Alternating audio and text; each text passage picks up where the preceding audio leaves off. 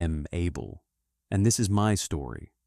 The wind carries the smell of my flock before I even open my eyes each morning. Lanolin and dust and the sweet green scent of the pasture grass still wet with dew. I have always loved that smell. It means the sheep are near, that they are safe, that another day has been given to me by the hand that first breathed life into my father's lungs.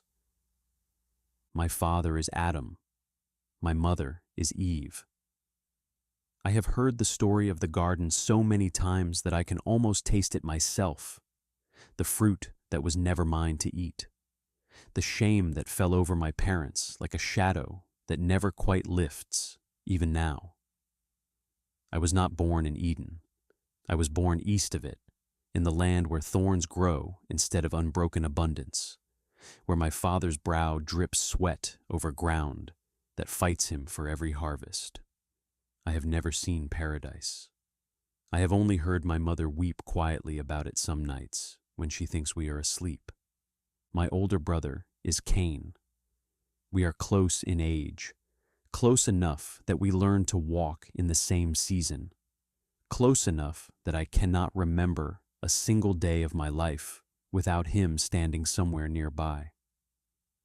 He tilled the soil, following in my father's footsteps, his hands calloused from stone and dirt. I kept sheep instead. I loved the quiet of the hills, the way a lamb would press its trembling body against my leg when thunder rolled over the ridges, the way the whole flock would go still and trusting the moment I began to speak low, soothing words to calm them. We were different, Cain and I, but I loved him. He was my brother. When we were boys, we chased each other through the barley fields until our lungs burned. We skipped stones across the river until the light failed. We listened together as our father told us, voice heavy with memory, about the cherubim with the flaming sword that guarded the way back to Eden. I did not yet understand what it meant to lose something you could never get back. I only understood that my brother's laughter was a sound I loved, and that some nights when the jackals cried out in the dark, it was Cain's presence beside me that let me finally close my eyes. I did not know, back then, how quickly love could curdle in a man's chest. The day it happened, the day everything between us changed forever, began like any other. The season had turned, and it was time to bring an offering before the Lord. This was nothing strange to us. Our parents had taught us, from as far back as I can remember, that the Lord was near, that He had spoken with them, walked with them once in the cool of the day, that though the way to His full presence was now guarded, He still heard, still watched, still welcomed the humble heart that came to Him. I remember walking out to the flock that morning with a particular weight in my chest, not dread, but reverence. I moved among the sheep slowly, my eyes searching each one the way my mother taught me to search a heart. I was not looking for the easiest lamb to spare. I was looking for the best one. My hand found him near the edge of the flock, firstborn of his mother, without blemish, fat and healthy, his wool thick and clean. My throat tightened as I lifted him into my arms. He was warm. He trusted me completely, the way sheep always do, the way I suppose we are meant to trust the Lord. I did not offer him because I had extra. I offered him because he was the best I had, and somewhere deep inside me I understood, even without anyone explaining it in words, that you do not give God your leftovers. You give Him your first fruits. You give Him what costs you something. Cain brought an offering too, some of the fruit of the ground, the produce of his labor. I remember glancing at him as we walked toward the place of sacrifice, and something in his jaw was tight. Something in his eyes was distracted, as though his mind were elsewhere, even as his hands carried the gift. I will never forget what happened next as long as I draw breath. The Lord had regard for my offering. I felt it, not as a voice thundering from the sky, but as a warmth, a peace that settled over me like sunlight breaking through cloud cover after a long rain. It was as if the Lord himself leaned close and said, without a single word spoken audibly, "I see you, Abel. I see your heart." But for Cain and for his offering, he had no regard. I did not understand it fully in that moment. I did not yet grasp that it was not merely the gift itself, but the heart behind the gift that the Lord was weighing. But I saw it happen on my brother's face. I saw the exact moment something in him broke. His countenance fell. That is the only way I can describe it, as though invisible hands had reached down and dragged the corners of his expression toward the earth. His jaw clenched. His eyes, when they found mine, were not the eyes of my brother anymore. They were something colder, something searching for someone to blame. I wanted to go to him. I wanted to say, "Cain, it is not too late. Bring again, bring your best. Come with me and let us stand before the Lord together." But fear, real, cold fear, held my feet in place. I had never seen that look on his face before. Not once, not in all our years running through the fields together. Then I heard it, the Lord speaking to my brother, and though the words were not addressed to me, I have carried them in my chest every day since, because I believe they were meant for me to hear too, meant for every soul that would ever walk this broken earth after us. "Why are you angry, and why has your face fallen?" the Lord asked him. "If you do well, will you not be accepted? And if you do not do well, sin is crouching at the door. Its desire is contrary to you, but you must rule over it." I stood there, sheep's wool still clinging to my hands, and I felt the weight of those words settle into my bones.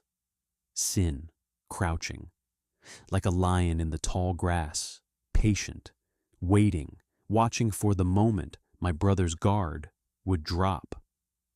The Lord was not condemning Cain in that moment. He was warning him. He was giving him a door through which he could still walk back into the light. I clung to that. Surely, I thought, surely my brother will hear this and turn back. But in the days that followed, I watched something in him harden instead of soften.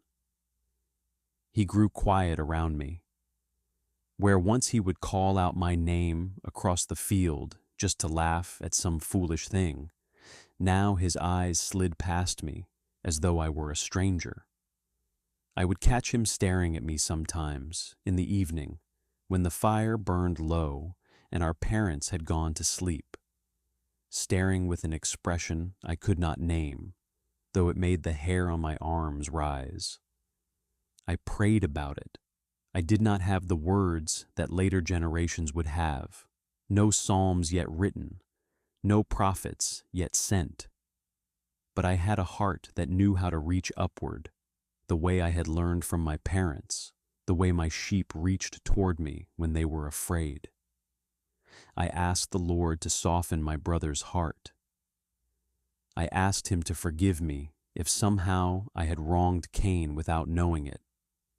I searched my own heart for pride, for any smugness over what had happened, and I found none I could name. Only sorrow, only a longing for my brother to be made right again. I did not know that sorrow was about to become something far heavier. It was Cain who asked me to walk with him to the field that day. His voice was almost gentle when he said it, almost like the voice I remembered from our boyhood. Something in me wanted so badly to believe that voice, wanted so badly to believe my brother was reaching back toward me the way I had been reaching toward him in prayer, that I did not hesitate. I left the flock grazing in the low pasture and walked beside him out past the last rows of grain, out to where the land opened wide and quiet beneath a sky bruised gold with the coming evening.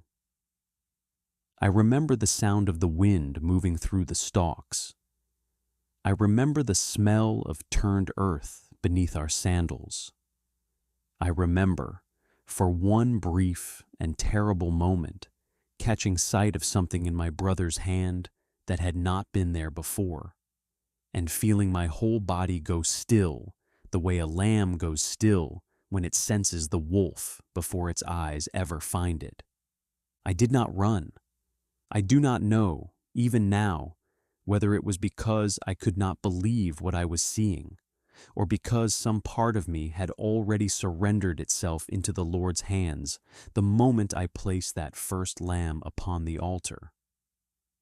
I only know that my last thought on this earth was not of fear, but of my brother's face, the face I had loved since before either of us could speak, twisted now by something that had been crouching at his door far longer than either of us understood. My blood fell upon the ground I had walked since I was a boy. And though my body lay still beneath that darkening sky, Scripture tells us something I did not know in that final breath, but have come to understand as an eternal truth, that my blood cried out from the ground to the Lord. My voice did not end when my life did. Being dead, I yet speak. My faith, offered honestly, with my whole heart, in the small, quiet act of bringing my very best to God, became a testimony that would outlive my brother's rage, outlive the ages, outlive death itself. I did not live to see my parents' grief, though I know it must have broken something in them that never fully healed.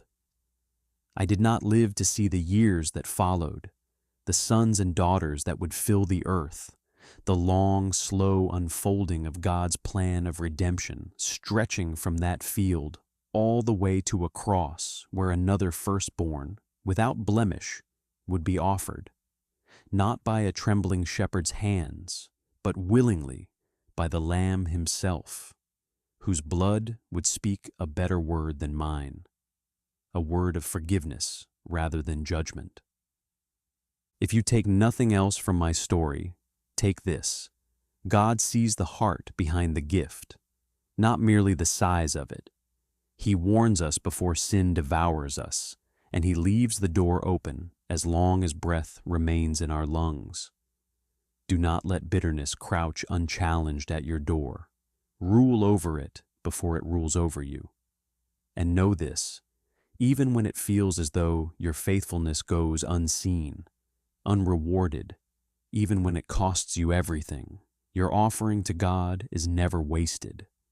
It speaks, it echoes, it matters long after the world has moved on. I am Abel. My life was short, but my faith still speaks. If you have been blessed by this story, subscribe, like, and share it with a friend.